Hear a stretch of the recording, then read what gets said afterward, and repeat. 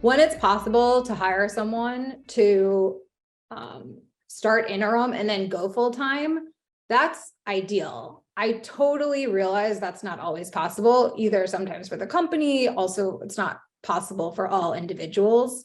But for me, that's the way that I would want to do it now, both on the founder side, but also like as an exec, I want to make sure that this is the right fit for me. And it's really hard to just interview and figure that out. I think you can have a good sense, but you don't really know what it's all about until you like get the patient on the table and open them up. So this is something I created, which is just like, okay, where is, again, not company maturity, but the function maturity. So like if you're Series C, but you're just starting CS, that's different than if, it's not just about where the company is. And then what's happening for you. Are you looking to fill like an open leadership role? Can you maybe not afford a full-time or don't need a full-time star like Mimi just said, or Blake was saying, like you don't need that person necessarily full-time. Sometimes it's like paternity leave or an unexpected departure.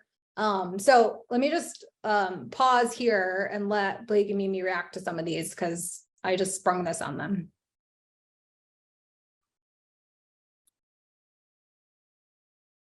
I think team is good, but junior. I think advisory works. I also think fractional could work there too.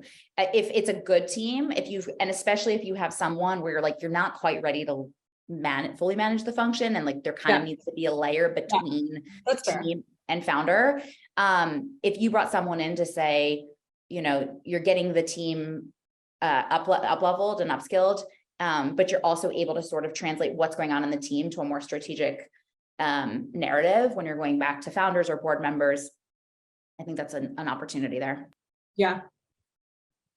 I think even the one below that. So leader's good, but first time, brand new and figuring it out. I actually think fractional can work really well here as well for the sake of, I have a customer that's scaling extremely fast and they need that infrastructure to support that growth.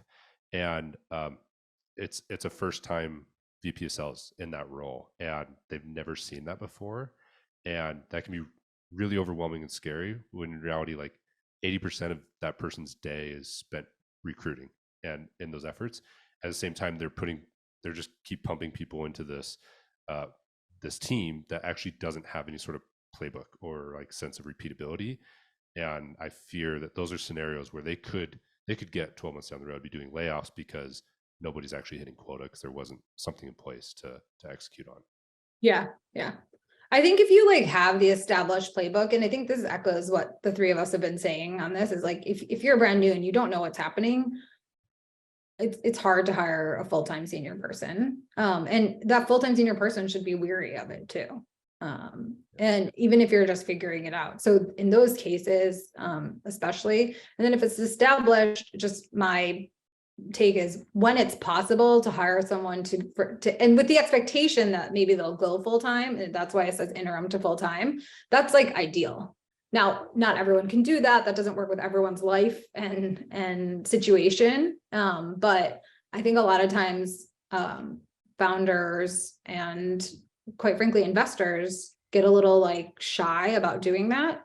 And it actually, to go back to where we started with this, it can save you so much time, heartache, money, etc. So we'll share this out, but I appreciate the feedback on it. I just want to say that like this is something that I've evolved into. I definitely wasn't here 5 years ago.